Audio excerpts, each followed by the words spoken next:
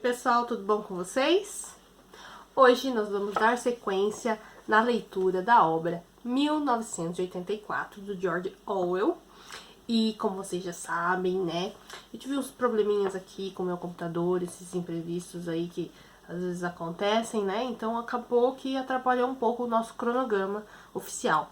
A leitura estaria acabando amanhã, mas devido ao problema que eu tive, então agora eu tô fazendo um pouco diferente. Então eu vou fazer o possível para tentar concluir até domingo, mas eu tô dependendo no meu notebook e ele é um pouco lento, então demora. Eu baixei o mesmo editor de vídeo que eu usava no outro, mas demora pra exportar, né? E depois pro YouTube, pra subir pro YouTube também demora, então, tipo, e os vídeos ficam longos, né? Devido à leitura, mas eu vou fazer o possível pra gente concluir essa leitura no domingo, tá bom? Então eu tô gravando agora, quinta-feira à noite, pra tentar já postar esse vídeo na sexta, dia 31, né? Então é isso, pessoal. Eu já quero pedir meu like, que você compartilhe muito, se você curte ler, se você é um leitor assíduo igual eu, né? Já compartilha, tá? Deixa o seu like e se inscreve no canal, se você for novo por aqui. E ativa as notificações também, que é pra não perder nenhum vídeo, tá bom?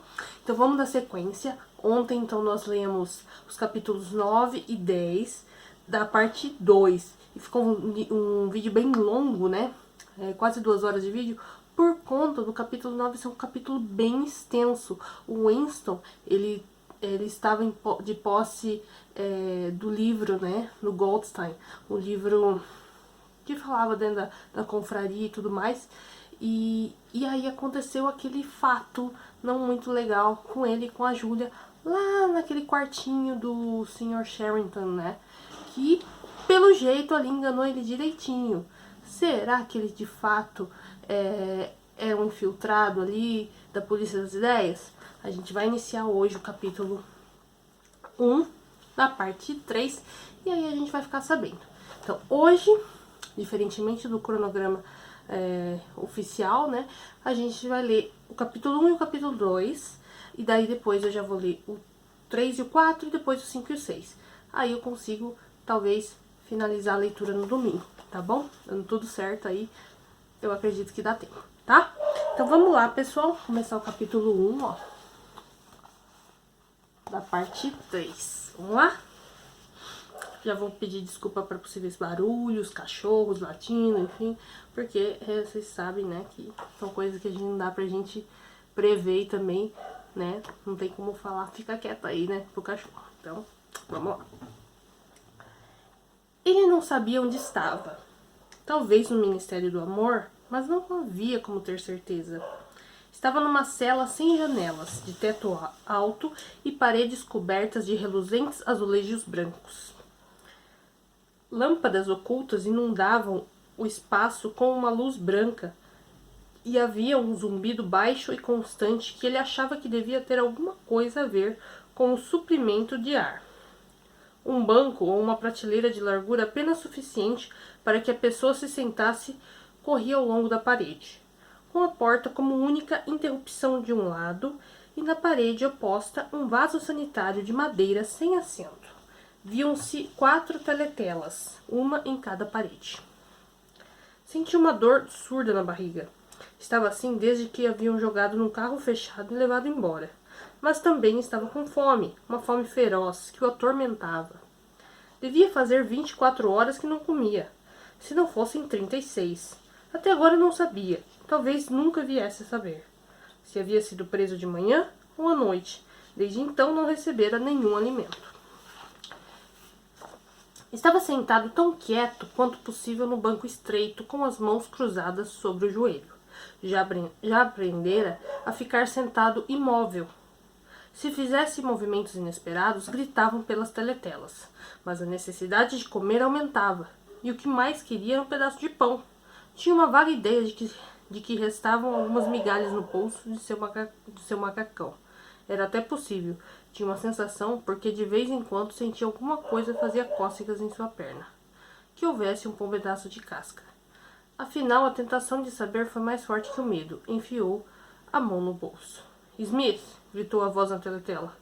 6079, Smith, Winston. Tire a mão do bolso. Sentou-se quieto outra vez, mãos cruzadas sobre o joelho. Antes de ser levado para lá, estivera em outro lugar, que devia ser uma prisão comum ou um depósito temporário usado pelas patrulhas. Não sabia quanto tempo ficara ali, algumas horas. De qualquer forma, sem relógio e sem luz do dia, era difícil calcular o tempo. Era um lugar barulhento e mal cheiroso. Tinha sido levado para uma cela parecida com aquela de agora, só que imunda e lotada. O tempo todo com 10, 15 pessoas. A maioria delas era de criminosos comuns. Porém, havia alguns presos políticos. Sentara-se em silêncio com as costas apoiadas na parede, empurrado por corpos sujos, tomado demais pelo medo e pela dor de estômago, para sentir maior interesse pelo que o cercava. Mas ainda assim, percebendo a espantosa diferença entre a atitude dos prisioneiros do partido e os outros, os partidos estavam sempre em silêncio e aterrorizados, enquanto os criminosos comuns pareciam não dar a mínima para ninguém. Insultavam os guardas aos berros, defendiam-se ferozmente quando seus pertences eram confiscados, escreviam palavras obscenas no chão, comiam alimentos que tiravam de esconderijos misteriosos na roupa e até gritavam mais alto que a teletela quando ela procurava restabelecer a ordem. Por outro lado, alguns pareciam manter boas relações com os guardas, que chamavam por apelidos e os quais tentavam subornar passando cigarros pelo postil da porta. Os guardas também tratavam os criminosos comuns com certa tolerância, mesmo nas ocasiões que eram obrigados a usar da brutalidade. Falava-se muito sobre os campos de trabalho forçado para onde a maioria daqueles presos supunha que seria enviada. E pelo que Winston entendeu, os campos não eram problema, desde que você tivesse bons contatos e conhecesse as manhas. Havia suborno, favoritismo e extorsão de todo tipo. Havia homossexualidade e prostituição. Havia até álcool clandestino, destilado de batatas. Os cargos de confiança eram reservados para os criminosos comuns, em especial os malfeitores e assassinos, que formavam uma espécie de aristocracia. Todo o trabalho sujo era feito pelos presos políticos. Havia um vai-vem constante de prisioneiros de todo tipo, traficantes de droga, ladrões, bandidos, contrabandistas, bêbados, prostitutas. Alguns bêbados eram tão violentos que os outros presos tinham de unir forças para dominá-los. Uma enorme ruína de mulher, de uns 60 anos, com imensos peitos caídos e cachos espessos de cabelo branco, desfeitos durante as brigas em que se metera, foi trazida, aos gritos, e distribuindo pontapés por 4 guardas que a seguravam pelos braços e pernas. Arrancaram as botas com que ela tentava chutá-los e a atiraram no colo de Winston, quase quebrando suas pernas. A mulher se aprumou, chamando-os aos berros de filho da puta. Depois, ao perceber que estava sentada numa superfície irregular, escorregou dos joelhos de Winston para o banco. Desculpe, queridinho, disse. Eu nunca teria me sentado em cima de você. Foram aqueles sacanas que me sentaram. Eles não sabem como tratar uma senhora, sabe? Interrompeu-se, deu umas batidinhas no peito e soltou um arroto. Desculpe, disse. Estou um pouco abalada. Inclinou-se para a frente e vomitou copiosamente no chão. Já estou melhor, disse, recostando-se de olhos fechados. Eu nunca seguro. Não faz bem pra gente. Melhor botar pra fora enquanto está fresco no estômago. Recuperou-se, olhou de novo para Winston e deu a impressão de ter se afeiçoado imediatamente a ele. Passou um braço enorme em torno de seus ombros e puxou-o para si, bafejando cerveja e vômito no rosto dele. Como é seu nome, queridinho? Smith, disse Winston. Smith? Disse a mulher. Engraçado, meu nome também é Smith. Puxa, acrescentou sentimental, eu podia ser sua mãe.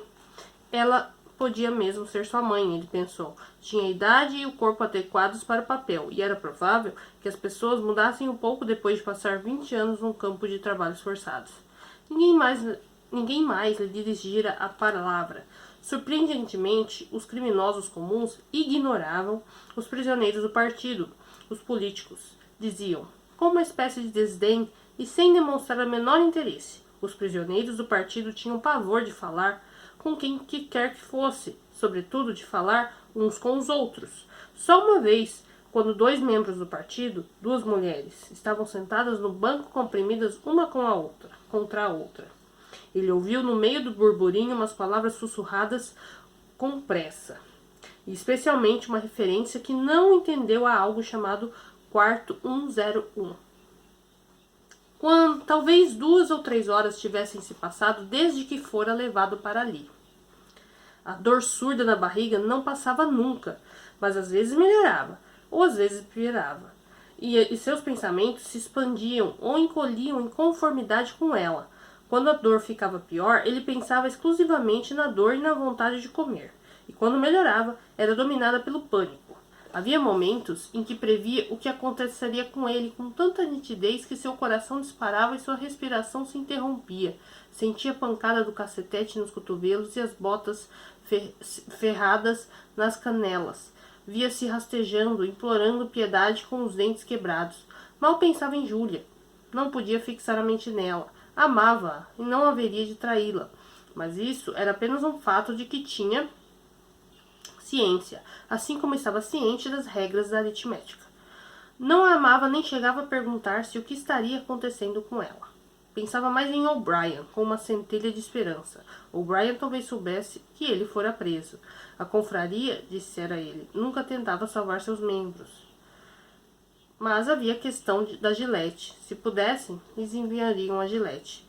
Talvez se passassem 5 segundos antes que o guarda tivesse tempo de entrar correndo na cela.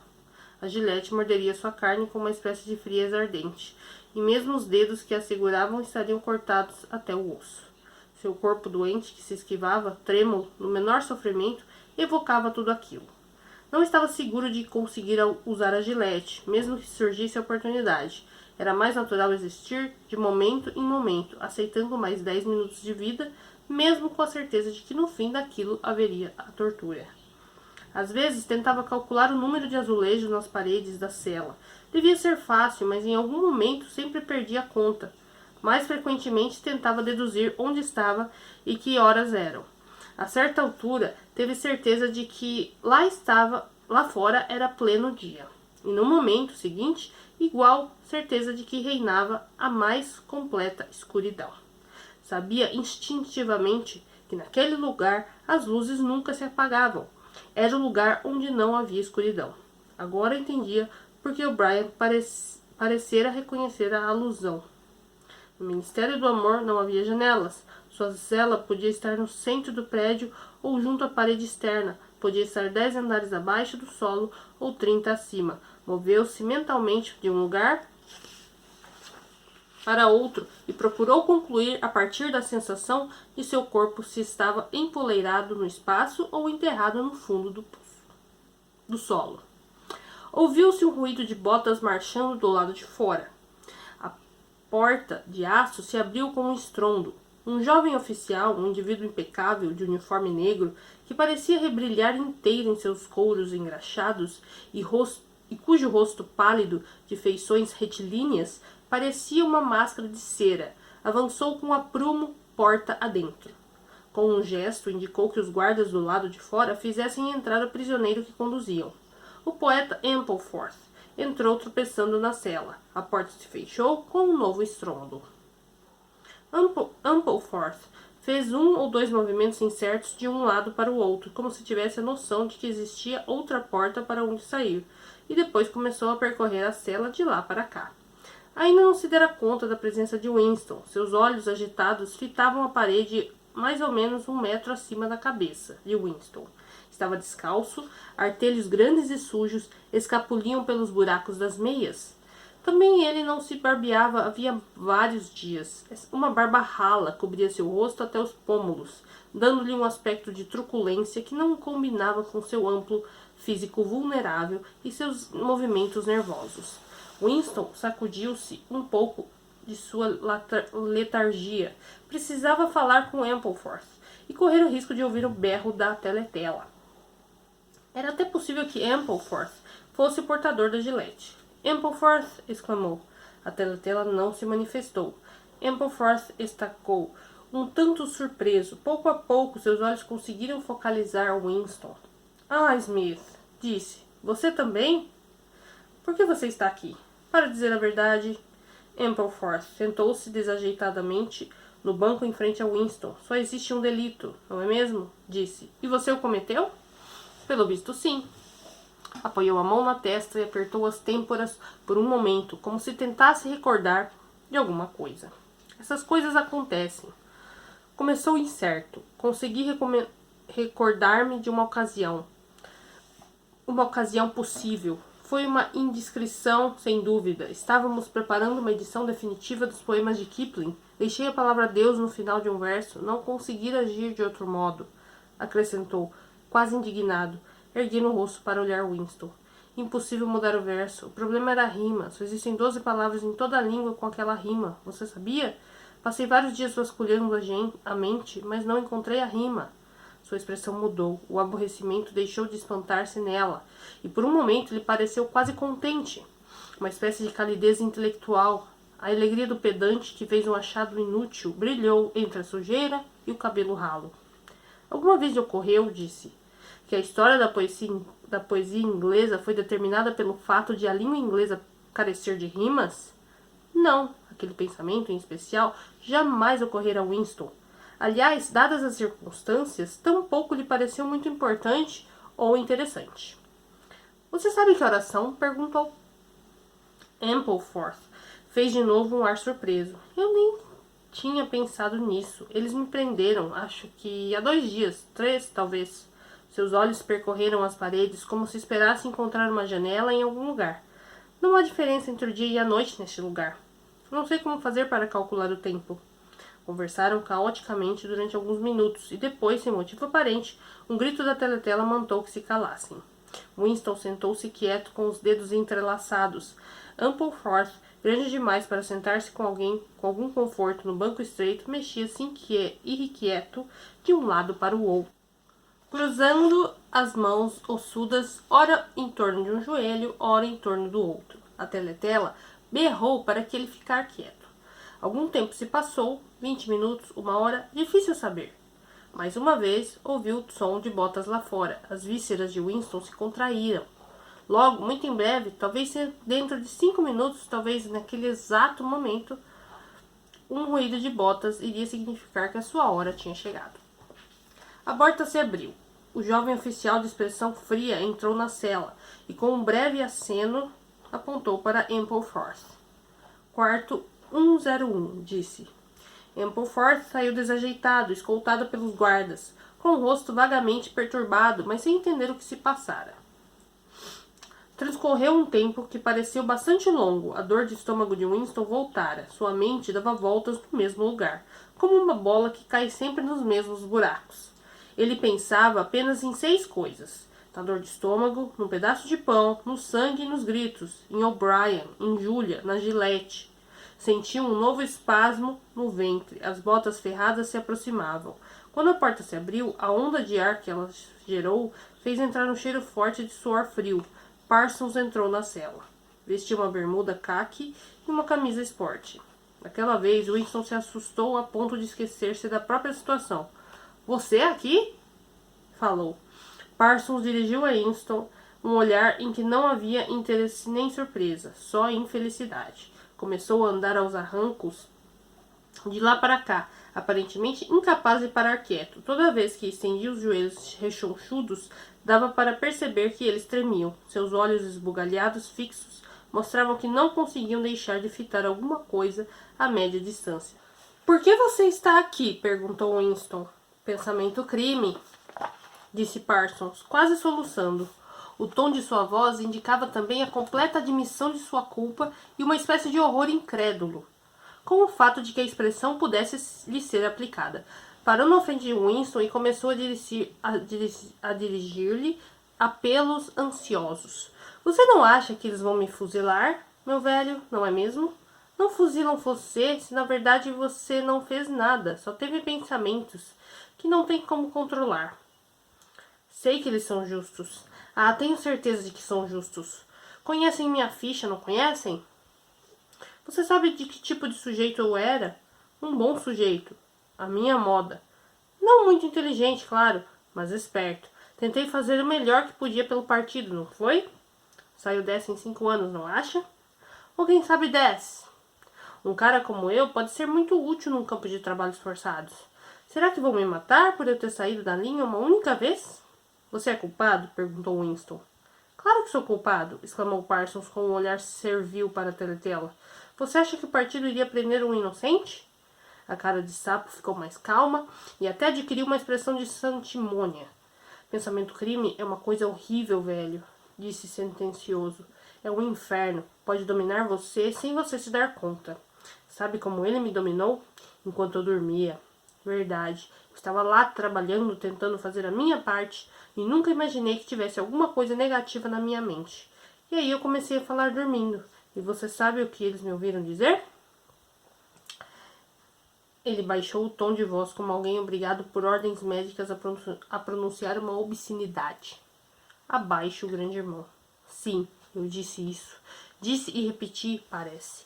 Cá entre nós, meu velho, ainda bem que eles me pegaram antes que a coisa ficasse mais grave. Sabe o que eu vou dizer a eles quando comparecer perante o tribunal? Obrigado. Vou dizer obrigado por me salvarem antes que fosse tarde demais. Quem foi que denunciou você? Indagou Winston. Tá. Deixa eu virar a página aqui. Aí foi. Foi minha filhinha, disse Parsons com uma espécie de orgulho pesaroso. Ela ouviu pelo buraco da fechadura, ouviu o que eu estava dizendo e no dia seguinte falou para a patrulha. Muito esperta para uma moleca de 7 anos, hein? Não guardo nenhum ressentimento por ela ter feito isso. Na verdade, estou orgulhoso dela. Se vê que recebeu uma boa educação em casa. Fez mais alguns movimentos espasmódicos para cima e para baixo, diversas vezes, lançando um olhar ansioso para o vaso sanitário, e de repente arriou a bermuda. Desculpe, velho, disse. Não aguento. É esse negócio de ficar esperando. Encaixou o grande traseiro na privada e Winston cobriu o rosto com as mãos. Smith, berrou a voz da teletela. 6079 Smith W. Tire as mãos do rosto. Não é permitido esconder o rosto nas celas. Winston descobriu o rosto. Parsons usou a privada ruidosa e abundantemente. Em seguida, verificou-se que a válvula estava com defeito e, com um fedor abominável, tomou conta da cela por muitas horas. Parsons foi retirado. Muitos presos chegaram e partiram, misteriosamente. Um deles, uma mulher, deveria ir para o quarto 101. Winston viu-se encolher o corpo e mudar de cor ao ouvir essas palavras. Chegou um momento em que se ele tivesse sido levado para ali de manhã, seria de tarde, ou se tivesse sido levado à tarde, seria meia-noite. Havia 6 presos na cela, homens e mulheres, todos sentados muito quietos. Na frente de Winston estava um homem sem queixo e dentuço, que parecia um grande roedor inofensivo. Suas bochechas, gordas, manchadas, tinham bolsas tão pronunciadas na parte de baixo que era difícil acreditar que não guardasse pequenos estoques de comida ali dentro. Seus olhos cinza claros iam receosos de um rosto a outro e se desviavam depressa quando encontravam os olhos de alguém. A porta se abriu e outro prisioneiro foi introduzido. Seu aparecimento provocou um arrepio passageiro em Winston. Era um homem comum, de aparência corriqueira, talvez um engenheiro ou um técnico de algum tipo. Mas o que causava espanto era a magreza de seu rosto. Tinha o aspecto de uma caveira. Devido à magreza, sua boca e seus olhos pareciam desproporcionalmente grandes, e os olhos davam a impressão de estar repletos de um ódio assassino, implacável, de alguém ou de alguma coisa. O homem sentou-se no banco, não longe de Winston. Winston não tornou a olhar para ele, mas o rosto atormentado, escaveirado, permaneceu tão nítido em sua cabeça quanto se estivesse diante de seus olhos. De repente, compreendeu qual era o problema. O homem estava morrendo de inanição.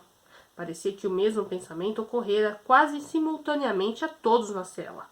Houve uma levíssima agitação ao longo do banco. Os olhos do homem sem queixo voltavam-se com frequência para o cara da caveira, afastando-se em seguida, culpados para que, em seguida, serem arrastados de volta para uma atração irresistível.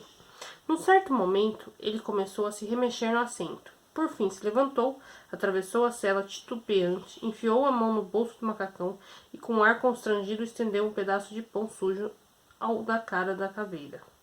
Um rugido furioso, ensurdecedor, saiu da teletela. O homem sem queixo recuou um salto. O da cara de caveira escondera depressa as mãos atrás das costas, como se quisesse demonstrar a todos que recusava o presente. Bumstead, rugiu a voz. 2713 Bumstead J. Largue esse pedaço de pão. O homem sem queixo deixou cair o pedaço de pão. Fique de pé onde está, disse a voz. Virado para a porta, não se mexa. O homem sem queixo obedeceu. Suas grandes bochechas pendentes tremiam incontrolavelmente. A porta se abriu com um som metálico. Quando o jovem oficial entrou e deu um passo para o lado, apareceu atrás dele um guarda baixo e atarracado com braços e ombros enormes. Esse homem posicionou-se na frente do sujeito sem queixo e então, a um sinal do oficial, acertou um tremendo soco, impulsionado por todo o peso de seu corpo, em cheio na boca do homem sem queixo. A força daquele soco deu a impressão de levantar o prisioneiro do chão. Seu corpo foi arremessado para o outro lado da cela, indo cair junto à base do vaso sanitário. Por um momento ficou ali caído, atordoado, com sangue escuro escorrendo na boca e do nariz. Ouviu-se um gemido ou um guincho muito débil, que parecia inconsciente.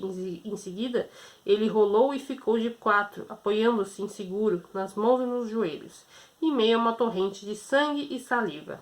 As duas metades de uma dentadura caíram da boca. Os prisioneiros estavam sentados muito quietos, mas as mãos cruzadas sobre os joelhos.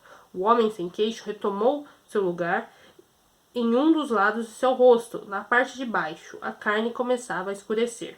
A boca inchada era uma massa enorme cor de cereja, com um buraco negro no meio. De vez em quando pingava um pouco de sangue no peito do macacão. Os olhos cinzentos ainda iam do rosto para rosto, mais culpados do que nunca, como se o homem estivesse tentando descobrir a que ponto os demais o desprezavam por conta de sua humilhação. A porta se abriu. Com um gesto imperceptível, o oficial indicou o cara de caveira. Quarto 101, disse.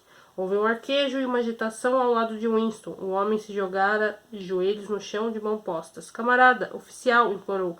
Não precisa me levar para aquele lugar. Eu já lhe disse tudo, não disse? O que mais o senhor quer saber? Confesso tudo o que o senhor quiser. Tudo. É só dizer o que é e eu confesso na hora. Escreva, eu assino, qualquer coisa. Mas o quarto 101, não. Quarto 101, disse o oficial.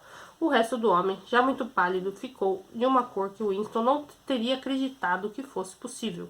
Era definitivamente, inquestionavelmente, um tom de verde.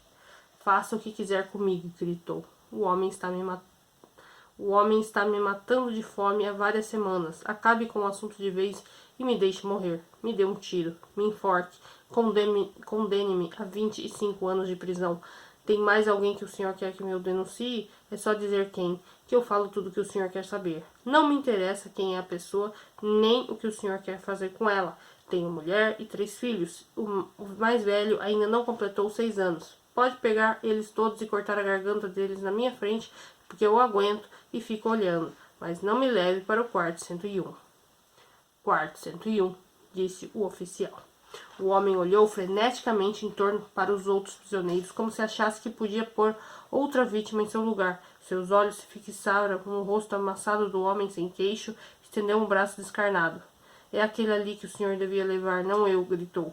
O senhor não ouviu o que ele ficou dizendo depois que afundaram a cara dele? Me dê uma oportunidade que eu lhe conto tudo. Ele é que é contra o partido, não eu. Os guardas avançaram. A voz do homem virou um guincho. O senhor não ouviu o que ele disse? Repetia. A teletela teve algum problema? É ele que vocês querem? Levem aquele homem, não eu. Os 2 guardas robustos se inclinaram para puxá-lo pelos braços. Só que naquele exato momento ele se jogou no chão e agarrou-se a uma das pernas de ferro que sustentavam o banco. Começara a uivar sem dizer nada. Parecia um animal. Os guardas o seguraram para obrigá-lo a soltar a perna do banco, mas ele se prendeu com uma força surpreendente. Os guardas passaram uns 20 segundos puxando-o. Os prisioneiros continuavam sentados em silêncio, mãos cruzadas sobre os joelhos, olhando para a frente. Os uivos se interromperam. O homem não tinha mais forças para nada, senão para se agarrar. Nisso, ouviu-se um outro tipo de grito. Um dos guardas lhe acertara um pontapé com a botina e lhe quebrara os dedos da mão. Puseram-no de pé. Quarto 101, disse o oficial. O homem foi levado para fora. trôpego, cabeça afundada nos ombros, protegendo a mão esmagada, esgotado, sem forças para resistir. Muito tempo se passou, e se o cara de caveira tivesse sido levado à meia-noite, então agora seria de manhã. Se tivesse sido levado de manhã, agora seria de tarde. Winston estava sozinho. Fazia horas que estava sozinho. A dor de ficar sozinho, sentado no banco estreito, era tal que ele se levantava com frequência e andava sem que a teletela o repreendesse. O pedaço de pão continuava onde o homem sem queixo o deixara cair. No começo era preciso um grande esforço para não olhar, mas logo a fome deu lugar à sede. Sua boca estava pegajosa e com gosto ruim. O zumbido constante e a luz branca inalterável produziam uma espécie de tontura, um sentimento de vazio em sua cabeça. Ele se levantava quando a dor nos ossos ficava insuportável e depois voltava a sentar-se quase no mesmo instante, porque estava muito atordoado para ter certeza de que ia conseguir ficar em pé. Sempre que suas sensações físicas ficavam mais controladas, o terror voltava. Às vezes pensava em O'Brien e na Gillette, mas quase já não lhe restava nenhuma esperança. Era possível que a Gillette chegasse escondida na comida? Se algum dia lhe dessem comida? Mais vagamente pensava em Júlia. Em algum lugar ela estaria sofrendo, talvez muito mais do que ele. Talvez naquele exato momento, naquele exato instante, estivesse gritando de dor, pensou. Se eu pudesse salvar Júlia sofrendo o dobro do que eu estou sofrendo agora, será que a salvaria? Sim, com certeza. Mas aquela era uma mera decisão intelectual, tomada porque sabia que devia tomá-la. Não era, porém, o que ele sentia. Naquele lugar era impossível sentir alguma coisa, só dor e antecipação da dor. Além disso, seria possível que no momento mesmo em que se sofre, por alguma razão, se pudesse desejar que a dor aumentasse? Ainda não era possível responder a essa questão. Mais uma vez, botas se aproximavam. A porta se abriu e entrou O'Brien. Winston ergueu-se sobressaltado. O impacto do que via eliminara dele toda a prudência. Pela primeira vez em muitos anos, esqueceu a presença da teletela. Pegaram você também? Exclamou. Me pegaram há muito tempo, disse O'Brien, com uma ironia suave e quase pesarosa. Deu um passo para o lado. De trás dele surgiu um guarda do peito largo, segurando um longo porrete negro. Você sabia disso, Winston? Disse O'Brien. Não se iluda. Você sabia, sempre soube. Era verdade, e agora percebia, sempre soubera, mas não havia tempo para pensar naquilo. Só tinha olhos para o porrete na mão do guarda. Podia atingi-lo em qualquer lugar, no alto da cabeça, na ponta da orelha, no antebraço e no cotovelo. O cotovelo escorregou até ficar de joelhos, quase paralisado, segurando o cotovelo atingido com a outra mão. Tudo explodira numa luz amarela. Inconcebível, inconcebível mesmo que um golpe pudesse causar tanta dor. A luz ficou mais clara e ele pôde ver os dois olhando para ele. O guarda ria de suas contorções. Pelo menos uma das perguntas estava respondida. Nunca, por nenhuma razão desse mundo, seria possível desejar um acréscimo de dor. Quanto à dor, só era possível desejar uma coisa, que ela cessasse. Nada no mundo era tão ruim quanto a dor física. Diante da dor, não há heróis, não há heróis. Pensava uma e outra vez, contorcendo-se no chão e segurando inutilmente o braço inutilizado. Então, concluindo aqui o capítulo 1, iniciando o capítulo 2. Winston estava deitado sobre alguma coisa que lembrava uma cama de campanha, com a diferença de que era mais alto e prendia de forma a impedir todo e qualquer movimento. Sobre seu rosto incendia uma luz aparentemente mais forte que o normal. O'Brien estava a seu lado e observava com atenção. De outro lado, um homem de jaleco branco segurava uma seringa hipodérmica. Mesmo depois de abrir por completo os olhos, só gradualmente começou a tomar conhecimento das características do lugar. Tinha a impressão de que chegara ali nadando num movimento ascendente, cujo ponto de partida fora um mundo muito diverso, uma espécie de mundo subaquático, situado muito abaixo dali. Não fazia ideia de quanto tempo permanecera lá. Desde o momento em que fora preso, não voltara a ver o escuro da noite nem a luz do dia. E além disso, as lembranças que lhe restavam não eram contínuas. Houvera momentos em que a consciência, mesmo o tipo de consciência que se tem durante o sono, ficara completamente ausente, para só voltar depois de um período de obliteração. Mas se aqueles intervalos tinham sido feitos de dias, ou apenas segundos, Isso não havia como saber. Com aquela primeira pancada no cotovelo, tivera início o pesadelo. Mais tarde, Winston viria a se dar conta de que aquilo não passara de um interrogatório preliminar, rotineiro, e que quase todos os preços eram submetidos. Havia uma ampla variedade de crimes, espionagem, sabotagem e que tais, que todos eram obrigados a confessar. A confissão era uma formalidade, embora a tortura fosse real. Quantas vezes apanhara e por quanto tempo não recordara. Havia sempre 5 ou 6 homens de uniforme preto batendo nele ao mesmo tempo. Às vezes eram punhos, às vezes cacetetes, às vezes varas de aço e às vezes botas. Havia ocasiões em que ele rolava indignamente pelo chão como um animal, revirando o corpo para um lado e para o outro, num esforço incessante e desesperado de se esquivar dos chutes, mas só conseguindo incitar mais e mais chutes nas costelas.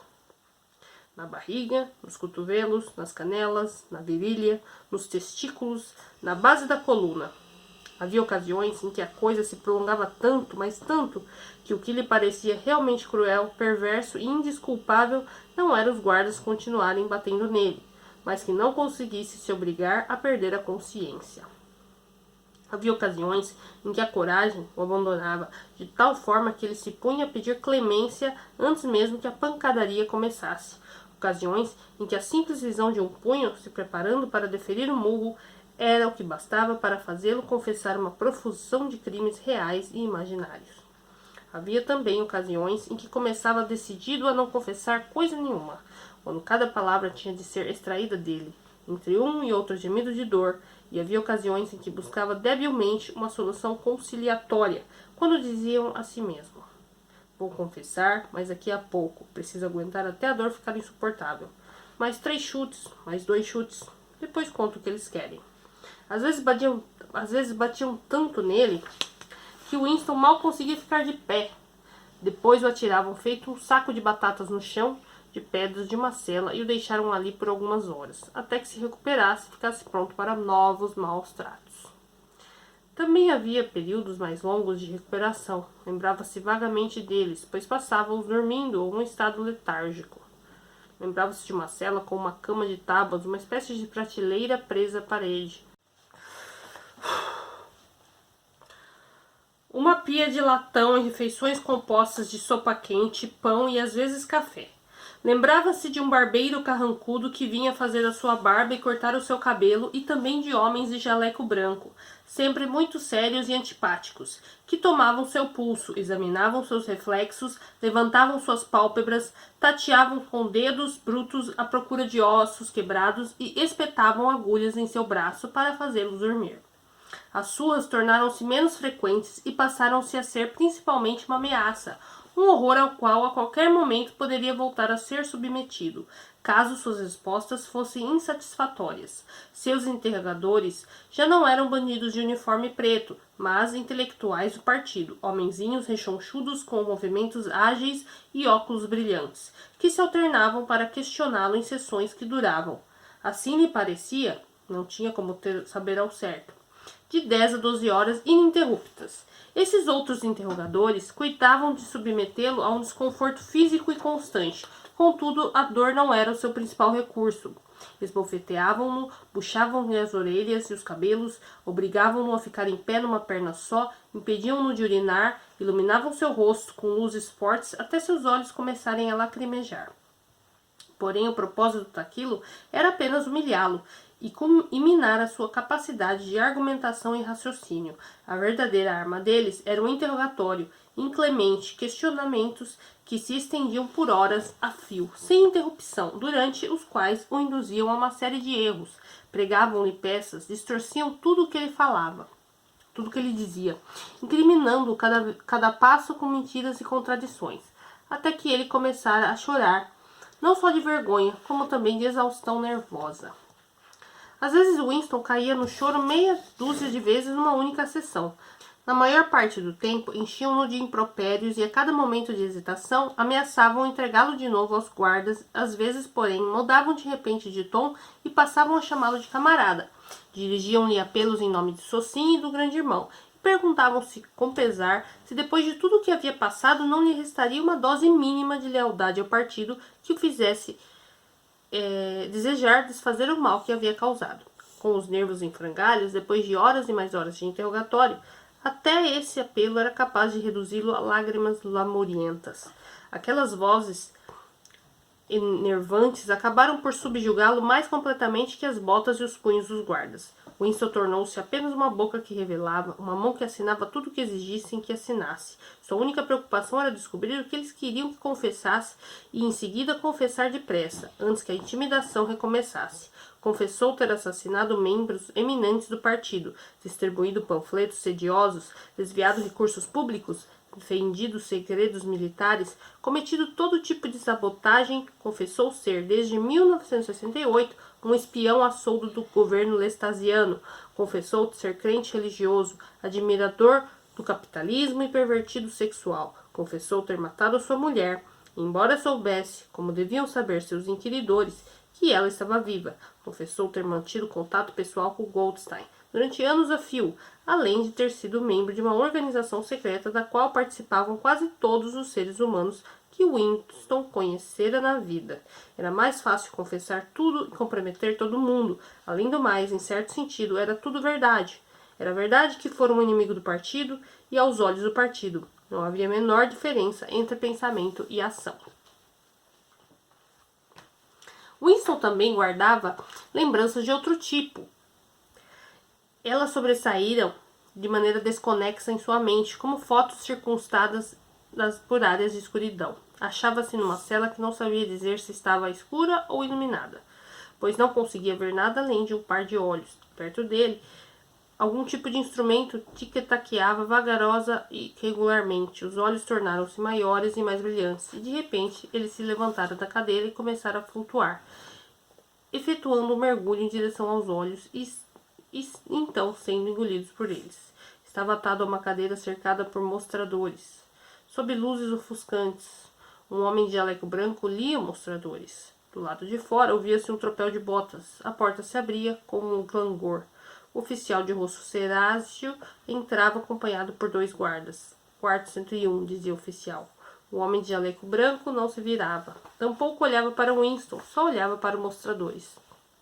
Deslizava por um corredor vastíssimo, com 1 quilômetro de largura, banhado por uma luz gloriosa, dourada, rindo a bandeiras despregadas e fazendo confissões em altos brados. Confessava tudo que as coisas que conseguira calar sob tortura. Estava contando toda a história de sua vida por uma audiência que já conhecia.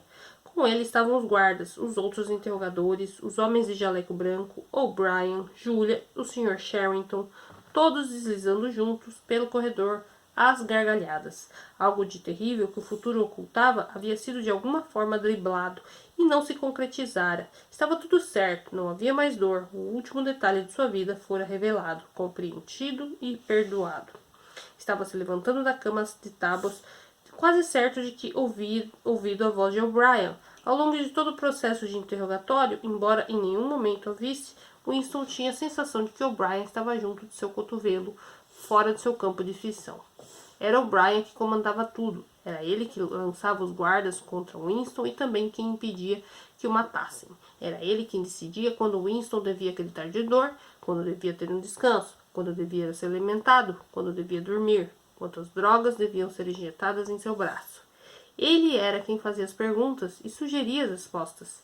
O'Brien era o algoz, o protetor, o inquisidor, o amigo. E certa feita, Winston não conseguia recordar se fora num período de sono, induzido por drogas, ou num período de sono natural, ou mesmo num momento de vigília, uma voz murmurara em seu ouvido. Não se preocupe, Winston, você está sob meus cuidados. Durante 7 anos zelei por você, e agora chegou o momento decisivo. Vou salvar você, vou torná-lo perfeito. Não sabia ao certo se era a voz de O'Brien, mas era a mesma voz que lhe dissera: ainda nos encontraremos no lugar onde há escuridão, onde não há escuridão. Naquele outro sonho de 7 anos antes. Não se lembrava de ter havido um encerramento em seu interrogatório. Num certo período tudo ficara às escuras. Depois a cela ou o quarto em que agora se encontrava fora gradualmente se materializando à sua volta. Estava quase na horizontal e não podia se mexer. Tinha o corpo atado em todos os pontos essenciais, até a sua nuca estava presa. O'Brien olhava para ele com expressão grave e entristecida. Seu rosto, visto de baixo, parecia rude e abatido, com olheiras e rugas que iam do nariz ao queixo. Era mais velho do que Winston imaginara. Devia ter uns 48 ou 50 anos. Debaixo de sua mão havia um mostrador com uma alavanca e números ocupando a sua circunferência. Eu falei, disse O'Brien, que se voltássemos a nos encontrar seria aqui. É verdade, concordou Winston. Sem aviso prévio, exceto por um pequeno movimento da mão de O'Brien, uma onda de dor invadiu seu corpo. Era uma dor apavorante, pois Winston não conseguia ver o que estava acontecendo e tinha a sensação de estar sendo alvo de algum tipo de lesão fatal. Não sabia se a coisa de fato acontecia ou se o efeito era produzido eletricamente. Como fosse, sentiu o corpo sob o efeito de uma força deformadora. As juntas sendo lentamente descoladas. Embora a dor tivesse enchido sua testa de suor, o pior de tudo era o medo que sua coluna estivesse prestes a se partir. Trincou os dentes e respirou com força pelo nariz, tentando manter-se em silêncio pelo maior tempo possível. Você está com medo? Disse O'Brien, observando seu rosto. De que em breve algo se parta? Receia particularmente que seja sua coluna. Tem uma imagem mental muito nítida das vértebras se rompendo e do fluido espinhal escorrendo delas. E é nisso que está pensando, não é, Winston? Winston não respondeu. O'Brien levou a alavanca do aparelho à posição original. A onda de dor desapareceu quase tão depressa quando surgira. 40 agora, disse O'Brien. Como pode ver, os números desse mostrador vão até 100. Peço-lhe que tenha em mente, ao longo de toda a nossa conversa, que eu posso, a qualquer momento, em qualquer nível que me apeteça, infligir-lhe dor.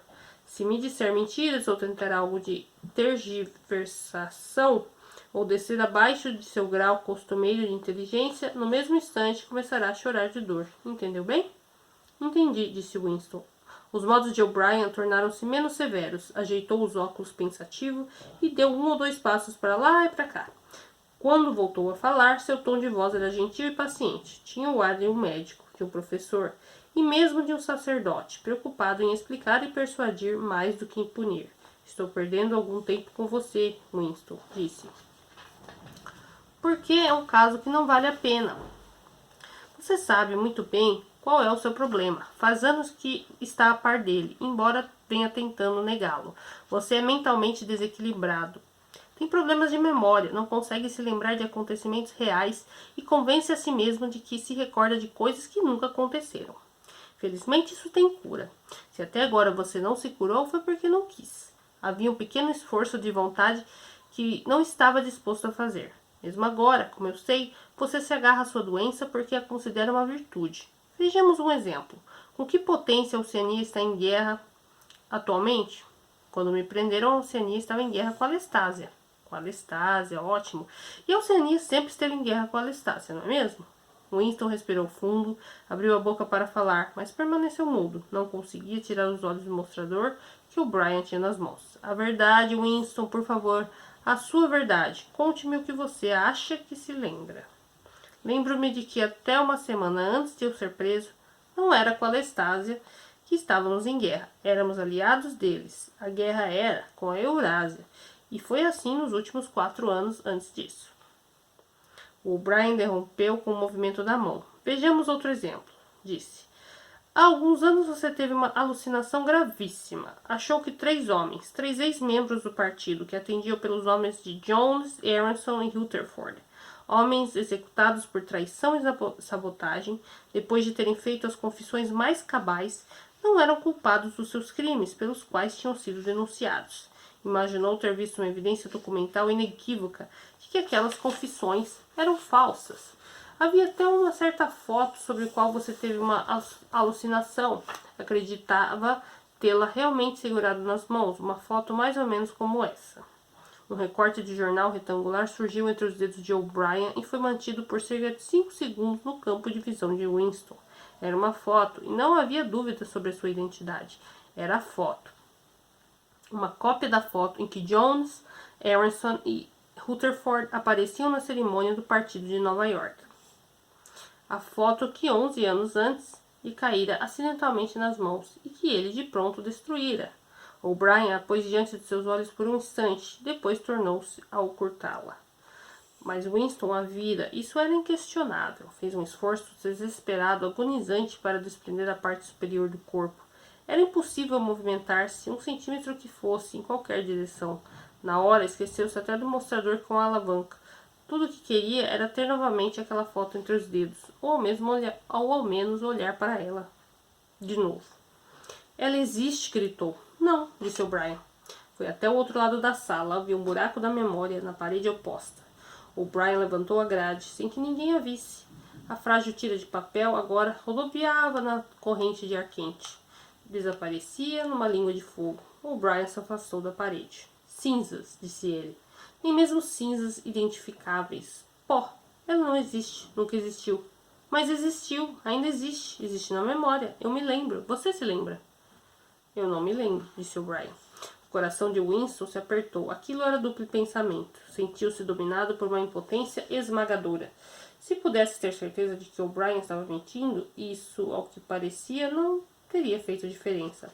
Mas era perfeitamente possível que O'Brien tivesse de fato esquecido a fotografia. E se fosse assim, já teria se esquecido de que afirmara não se lembrar dela, teria se esquecido do próprio esquecimento. Como ter certeza de que aquilo não passava de um embuste? Talvez o desequilíbrio mental pudesse mesmo acontecer. Foi esse o pensamento que selou a sua derrota. O'Brien o observava com expressão especulativa. Tinha mais do que nunca o ar de um professor lidando pacientemente com uma criança teimosa, porém promissora. Há um slogan do partido abordando o controle do passado. Disse, repita-o por favor. Quem controla o passado, controla o futuro. Quem controla o presente, controla o passado, repetiu Winston, obediente. Quem controla o passado, controla o futuro. Quem controla o presente, controla o passado, disse O'Brien, balançando lentamente a cabeça para demonstrar a sua aprovação. Você acha, Winston, que o passado tem uma existência real? O sentimento de impotência tornou a se apossar de Winston. Seus olhos se apressaram em mirar o mostrador. Não apenas desconhecia se a resposta que o resguardaria da dor era sim ou não, como estava inseguro quanto à resposta que ele próprio acreditava ser verdadeira. O'Brien esboçou um sorriso. A metafísica não é o seu forte, Winston disse. Até esse momento, você nunca havia se perguntado o que é que as pessoas entendem por existência. Vou formular a pergunta com mais precisão. Por acaso o passado existe concretamente no espaço? Há alguma parte no lugar em um mundo de objetos sólidos onde o passado ainda está acontecendo? Não. Então, onde o passado existe? Se de fato existe? Nos documentos, está registrado nos documentos e na mente, na memória humana. Na memória, muito bem. Nós, o partido, controlamos todos os documentos e todas as lembranças. Portanto, controlamos o passado, não é mesmo? Mas como vocês podem impedir que as pessoas se lembrem das coisas? Gritou Winston, tornando-se a se esquecer novamente do mostrador. É involuntário, é uma coisa que foge ao controle da pessoa. Como podem controlar a memória? A minha vocês não controlaram. O'Brien voltou a assumir uma atitude severa e levou a mão ao mostrador. Pelo contrário, disse, foi você que não a controlou. Foi por isso que foi trazido para cá. Está aqui porque não teve humildade suficiente e não teve autodisciplina. Não se dispôs ao ato da submissão, que é o preço a ser pago pelo equilíbrio mental. Preferiu ser um lunático, uma minoria de um. Só a mente disciplinada e enxerga a realidade, Winston. Você acha que a realidade é uma coisa objetiva, externa, algo que existe por conta própria. Também acredita que a natureza da realidade é auto-evidente. Quando se deixa levar pela ilusão de que ao ver alguma coisa, supõe que todos os outros veem o mesmo que você. Mas eu lhe garanto, Winston, a realidade não é externa. A realidade existe na mente humana, em nenhum outro lugar. Não na mente individual, que está sujeita a erros e que de toda maneira logo perece. A realidade existe apenas na mente do partido, que é coletiva e imortal. Tudo que o partido reconhece como verdade é a verdade. É impossível ver a realidade se não for pelos olhos do partido. E é esse fato que você precisa reaprender, Winston. E isso existe um ato de autodestruição, um esforço de vontade. Você precisa se humilhar antes de conquistar o equilíbrio mental. O'Brien fez uma breve pausa, como para permitir que suas palavras fossem devidamente compreendidas. Lembre-se, continuou ele, de ter escrito em seu diário: liberdade é a liberdade de dizer que 2 e 2 são 4? Lembro, disse Winston. O'Brien levantou a mão esquerda e mostrou seu dorso para Winston com o polegar estendido e os outros 4 dedos estendidos. Quantos dedos tem aqui, Winston? 4. E se o partido disser que não são 4 mais 5? Quantos dedos serão? 4. A palavra foi concluída com um gemido de dor. O ponteiro do mostrador saltara para 55. O suor recobria todo o corpo de Winston. O ar que entrou por seus pulmões saiu sob a forma de grunhidos fundos que nem trincando os dentes Winston conseguia sufocar. O'Brien observava com os 4 dedos ainda estendidos. Puxou a alavanca de volta. Dessa vez a dor foi apenas levemente mitigada. Quantos dedos, Winston? 4. O ponteiro saltou para 60. Quantos dedos, Winston? 4. O que eu mais posso dizer? 4. O ponteiro provavelmente tornara a subir, porém Winston não olhou para o mostrador. O semblante carregado, severo, e os 4 dedos ocupavam todo o seu campo de visão. Tinha os dedos diante dos olhos, como colunas, enormes, desfocados e dando a impressão de vibrar, mas inequivocamente 4. Quantos dedos, Winston? 4. Pare. Como pode continuar com isso? 4. Quantos dedos, Winston? 5. Não, Winston. Assim não. Você está mentindo. Continua achando que são 4. Quantos dedos? 4, 5, 4. O que você quiser. Apenas pare com isso. Pare com a dor. De repente, viu-se sentado na cama com o braço de O'Brien em volta de seus ombros. Provavelmente perdera a consciência por alguns segundos. As tiras que prendiam seu corpo à cama foram afrouxadas. Sentia muito frio. Tremia de maneira incontrolável. Seus dentes batiam. Lágrimas deslizavam por suas faces. Por um momento permaneceu agarrado a O'Brien como um bebê. Curiosamente, reconfortado pelo braço pesado em torno do ombro. Tinha a sensação de que O'Brien era seu protetor e que a dor era algo que vinha de fora e que sua origem era outra. E o que era O'Brien quem o salvaria dela? Você aprende devagar, Winston, disse O'Brien gentilmente. O que eu posso fazer? Respondeu Winston entre lágrimas. Como posso deixar de ver o que tenho diante dos olhos? 2 e 2 são 4. Às vezes, Winston, às vezes são 5, às vezes são 3, às vezes são todas as coisas ao mesmo tempo. Precisa se esforçar mais. Não é fácil adquirir equilíbrio mental. Ele deitou Winston na cama, seus membros voltaram a ser adaptados. Porém, a dor abrandara e o tremor desaparecera, deixando-o apenas fraco e com frio. O'Brien acenou com a cabeça para o homem de jaleco branco, que se mantivera imóvel durante todo o procedimento. O sujeito debruçou-se e examinou os olhos de Winston. Verificou seu pulso, encostou uma orelha no peito dele, deu uma batidinha aqui e ali e depois fez com a cabeça um sinal afirmativo para O'Brien. De novo, disse O'Brien. A dor percorreu o corpo de Winston. O ponteiro provavelmente atingira os 70, 75. Dessa vez ele fechara os olhos. Sabia que os dedos continuavam ali e que continuavam sendo 4. A única coisa que importava era encontrar uma maneira de permanecer vivo até o espasmo chegar ao fim. Já não sabia se estava gritando ou não. A dor tornou a diminuir. Abriu os olhos e O'Brien levava a alavanca de volta para a posição original. Quantos dedos, Winston? 4. Imagino que sejam 4. Eu veria 5 se pudesse. Estou tentando ver 5. O que você quer? Me convencer de que vê 5 ou que realmente vê-los? Vê-los.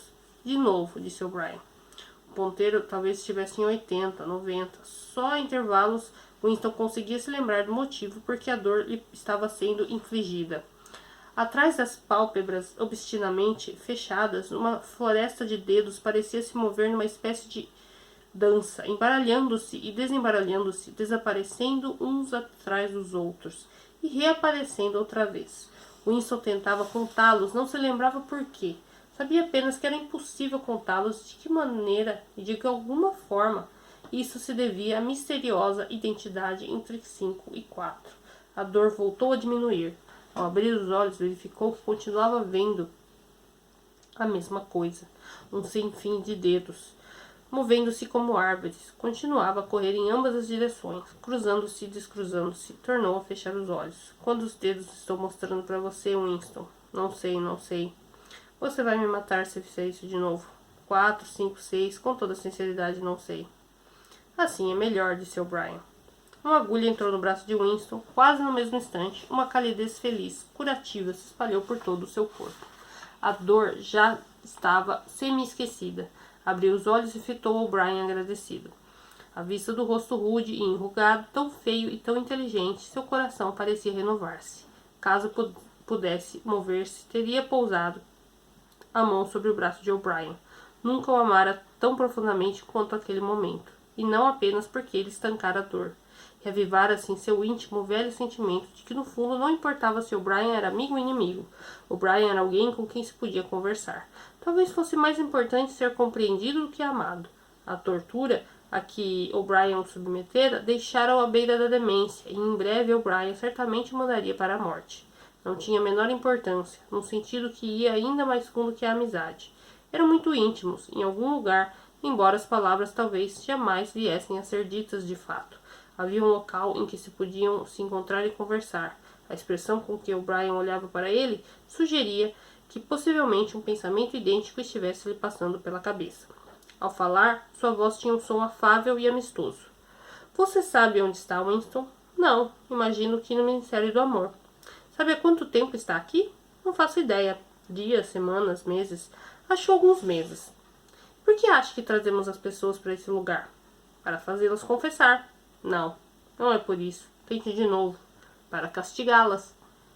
Não, exclamou O'Brien. Sua voz se modificara extraordinariamente, e seu rosto assumira um aspecto a um só tempo ríspido e entusiasmado. Não, não é apenas para obter a sua confissão, nem para castigar você. Será que é preciso explicar por que o trouxemos para cá? Foi para curá-lo, para fazer de você uma pessoa equilibrada. Será que é tão difícil assim você entender, Winston, que ninguém sai desse lugar sem estar curado? Não estamos preocupados com aqueles crimes idiotas que você cometeu. O partido não se interessa pelo ato em si. É só o pensamento que nos preocupa. Não nos limitamos a destruir nossos inimigos, nós os transformamos. Entende o que eu estou querendo dizer? O'Brien estava debruçado sobre Winston. Seu rosto parecia enorme devido à proximidade e terrivelmente feio por estar sendo visto de baixo. Além do mais, animavam-o de uma espécie de exaltação, uma intensidade demente. O coração de Winston tornou-se a encolher. Se pudesse, teria afundado na cama. Tinha certeza de que O'Brien, por mero capricho, estava prestes a acionar o mostrador. Naquele instante, porém, O'Brien se afastou da cama. Deu 1 ou 2 passos para lá e para cá e depois continuou com menos veemência. A primeira coisa que você precisa entender é que neste lugar não há martírios. Já leu sobre as perseguições religiosas do passado? Na Idade Média havia Inquisição. Foi um fracasso. Seu intuito era erradicar a heresia e acabou por perpetuá-la. Para cada herege queimado na fogueira, milhares de outros surgiam. E por que isso? Porque a Inquisição matava seus inimigos às claras, e os matava sem que houvessem se arrependido. Na verdade, matava-os porque não se arrependiam. As pessoas morriam porque não renunciavam às suas verdadeiras crenças, e naturalmente toda a glória ficava com a vítima, e toda a vergonha com o inquisidor, que a mandara para a fogueira. Mais tarde, no século XX, vieram os totalitários, como eram chamados, os nazistas alemães e os comunistas russos. A perseguição que os russos faziam às heresias era ainda mais cruel que a da Inquisição. Eles imaginavam que tinham aprendido com os erros do passado, pelo menos sabiam que não podiam produzir mártires. Antes de expor as vítimas a julgamentos públicos, tratavam de destruir deliberadamente sua dignidade, arrasavam-nas por meio de tortura e solidão, até transformá-las em criaturas lamentáveis, amedrontadas e desprezíveis, dispostas a confessar tudo o que eles pudessem na boca, cobrindo-se a si próprias de injúrias e fazendo acusações e protegendo-se uma das outras, suplicando clemência. E não obstante isso, passados alguns anos, acontecia a mesma coisa. Os mortos tornavam-se mártires e sua degradação era esquecida. Me diga uma vez mais, por que isso acontecia? Em primeiro lugar, porque suas confissões tinham sido evidentemente extorquidas e eram falsas. Não cometemos esse tipo de erro. Todas as confissões proferidas aqui são verdadeiras. Fazemos com que sejam verdadeiras e, sobretudo, não permitimos que os mortos se levantem contra nós. Você precisa parar de ficar achando que a posteridade o absolverá, Winston. A posteridade nunca ouvirá falar de você. Você será excluído do rio da história. Transformaremos você em gás e mandaremos para a estratosfera. Não vai sobrar nada de você, nem seu nome no livro de registros, nem sua memória num cérebro vivo. Será aniquilado no passado e no futuro. Nunca terá existido. Então por que perdem tempo me torturando? Pensou Winston com amargura passageira. O'Brien estacou como se Winston tivesse pensado em voz alta. Com os olhos ligeiramente estreitados, com seu rosto grande e feio, se aproximou. Está pensando que, disse, se pretendemos destruí-los tão absolutamente, de modo que nada do que você diga ou faça tenha a menor importância? Nesse caso, por que nos damos ao trabalho de interrogá-lo antes? Era isso que você estava pensando, não era? Era, disse Winston. O'Brien esboçou um sorriso. Você é uma peça defeituosa, Winston. Uma nódoa a ser limpa. Não acabei de dizer que somos diferentes dos perseguidores do passado? Nós não nos contentamos com a obediência negativa, nem com a submissão mais abjeta. Quando finalmente se render a nós, terá de ser por livre e espontânea vontade. Não destruímos o herege porque ele resiste a nós. Enquanto ele se mostrar resistente, jamais o destruiremos. Nós o convertemos, capturamos o âmago da sua mente, remodelamos o herege, extirpamos dele todo o mal e toda a ilusão, trazemos o indivíduo para o nosso lado, não de forma superficial, mas genuinamente, de corpo e alma. Antes de eliminá-lo, fazemos com que ele se torne um de nós.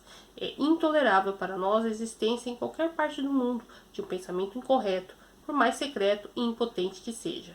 Nem no momento da morte podemos permitir o mínimo desvio. Antigamente, o herege ia para a fogueira ainda herege, proclamando a sua heresia, regozijando-se dela. Até a vítima dos expurgos russos tinha permissão para levar a revolta armazenada no crânio enquanto avançava pelo corredor à espera da bala. Nós tornamos o cérebro perfeito antes de destroçá-lo.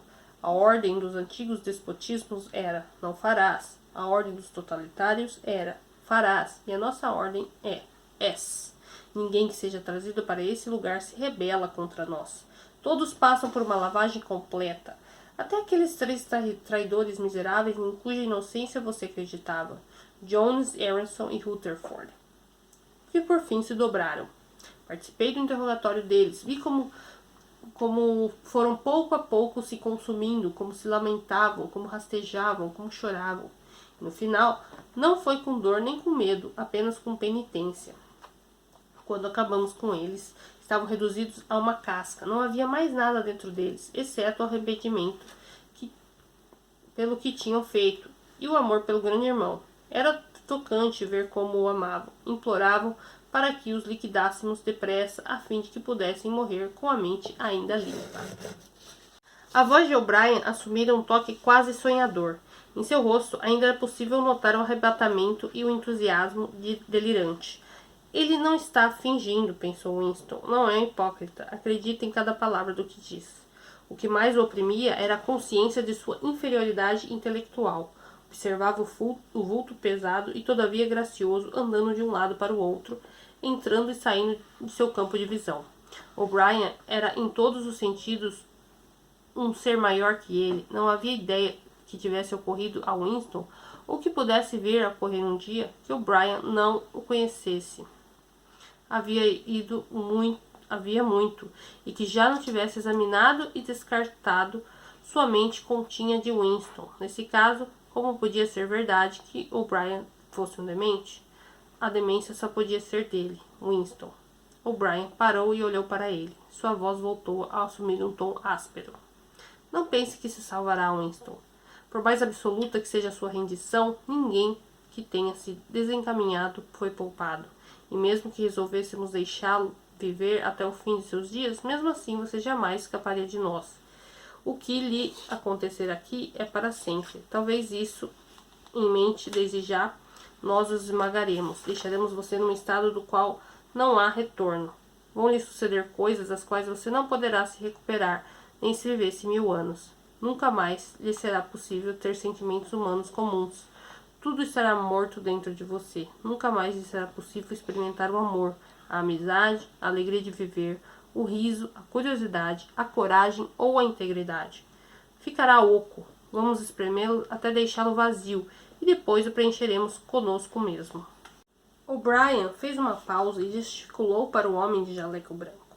Winston sentiu um dispositivo pesado estava sendo acoplado atrás de sua cabeça. O'Brien sentou-se ao seu lado da cama, de modo que seu rosto ficou quase ao mesmo nível dos de Winston. 3.000, disse, falando por cima da cabeça de Winston, com o sujeito de jaleco branco. 2 almofadas macias, que pareciam ligeiramente úmidas, foram fixadas às têmporas de Winston. Ele estremeceu, havia dor a caminho, um novo tipo de dor, de maneira tranquilizadora, quase afetuosa. O'Brien pôs uma mão sobre a sua. Desta vez não vai doer, disse. Mantenha os olhos fixos nos meus. Sobreveio uma explosão devastadora, ou o que pareceu ter sido uma explosão, embora não fosse possível saber se houvera algum ruído. Uma faísca ofuscante sem dúvida houvera. Winston não estava ferido, sentia-se apenas extenuado, apesar de já estar deitado de costas quando a coisa aconteceu. Ficou com a curiosa sensação de ter sido arremessado no ar. Um soco impressionante e indolor o deixara estatelado. Além disso, algo acontecera no interior de sua cabeça, conforme seus olhos recuperavam o foco. Começou a recordar de quem era e onde estava, e em seguida reconheceu o rosto que o encarava. Porém, em algum lugar havia uma grande porção de vazio, como se tivessem arrancado um pedaço de seu cérebro. Vai passar, disse O'Brien. Olhe nos meus olhos. Com que país a Oceania está em guerra? Winston refletiu. Sabia o que significava Oceania e que ele próprio era um cidadão da Oceania.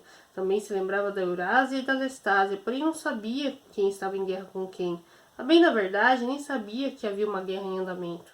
Não me lembro. A Oceania está em guerra com a Lestásia. Lembra agora? Lembro.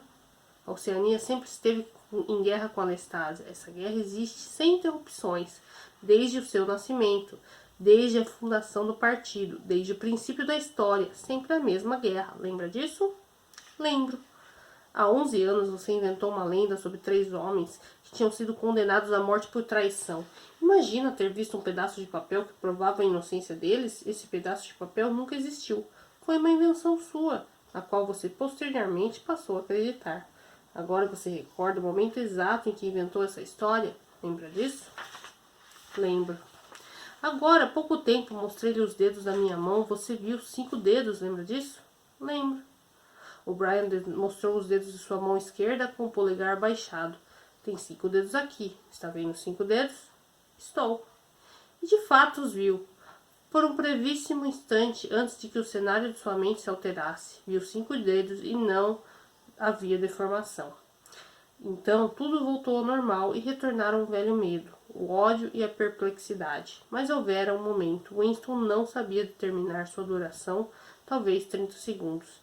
De certeza luminosa, um momento durante o qual cada nova sugestão de O'Brien preenchia uma porção de vazio e se tornava verdade absoluta, e em que 2 em 2 teriam sido 3 com a mesma facilidade com que seriam 5, dependendo de que fosse necessário. A certeza se desfizera antes de O'Brien baixar a mão, mas embora Winston não fosse capaz de recapturá-la, lembrava-se dela como alguém se lembra de um episódio marcante, ocorrido num período remoto de sua vida, quando era de fato outra pessoa.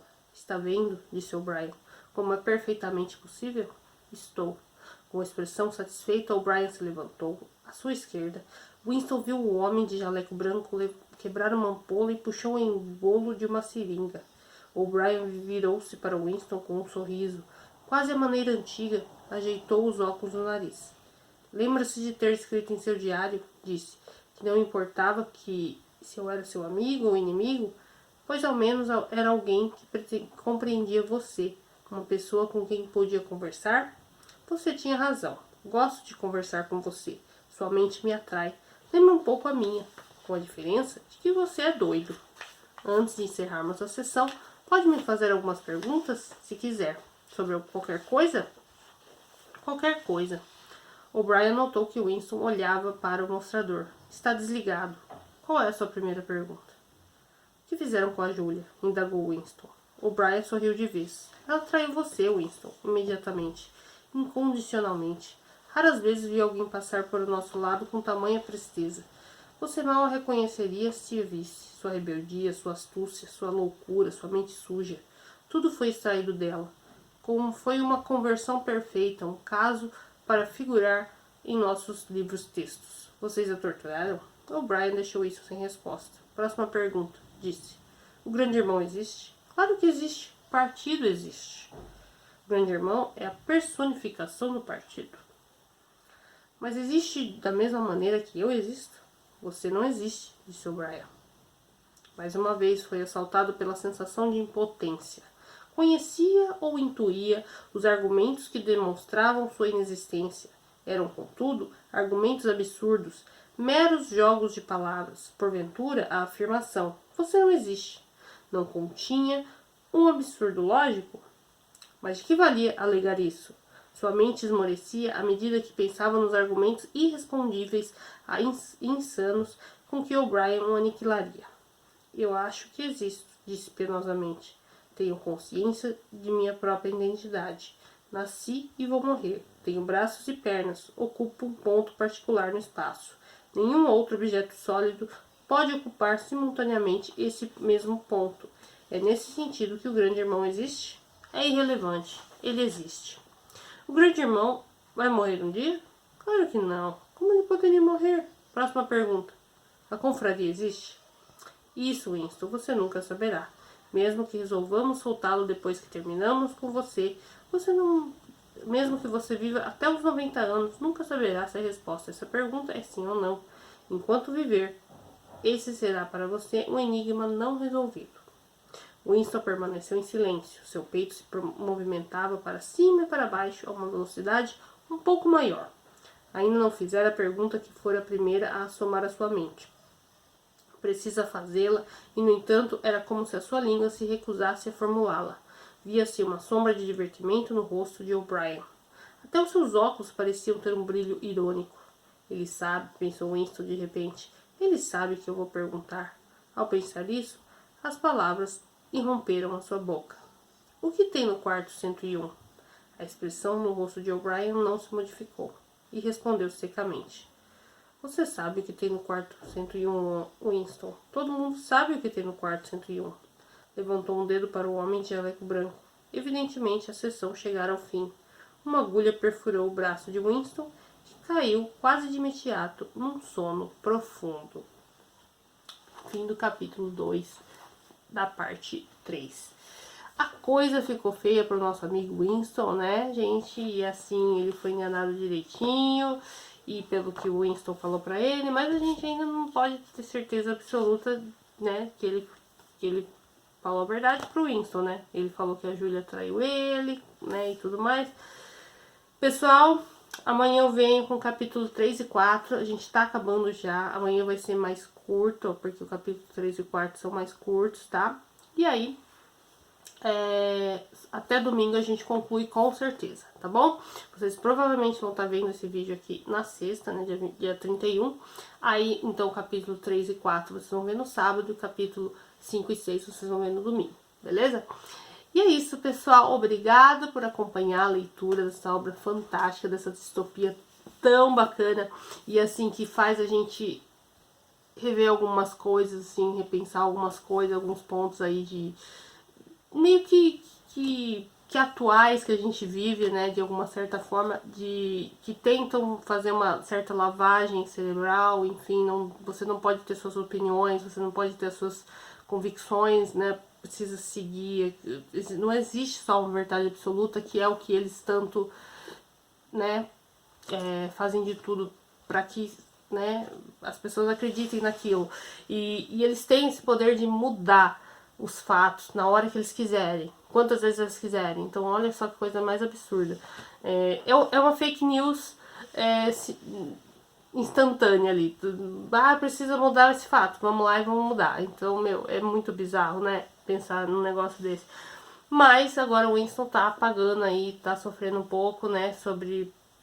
meio que é uma consequência aí, né, mas assim, complicada a situação do Winston também, né. Não sei se vocês se lembram, mas quando ele foi ver o O'Brien junto com a Julia lá, naquele encontro que eles tiveram, que o O'Brien até então deu a entender que estava do lado deles e tal, né? E agora a gente tá vendo que não era bem isso, né? Meio que tava já, era parte do esquema ali, né? Ele, né, enfim, eles foram bem enganados ali, né? E naquele momento ali a gente já pôde perceber que... Fugiu agora o que eu ia falar, gente, pera. Eu ia falar do encontro que eles tiveram, né? Isso, é quando o Winston foi lá encontrar com o Brian e tal, e eles debateram. A gente achou naquele momento que de fato, né, eles iriam fazer uma revolução, enfim, aquela coisa. Mas não, era tudo enganação, era tudo parte do plano, né, e para enganar o Winston. E a gente foi vendo que então até o Sr. Sherrington também enganou ele. Então vamos ver se a Julia também tá nesse trololô aí, né? Vamos ver até o final.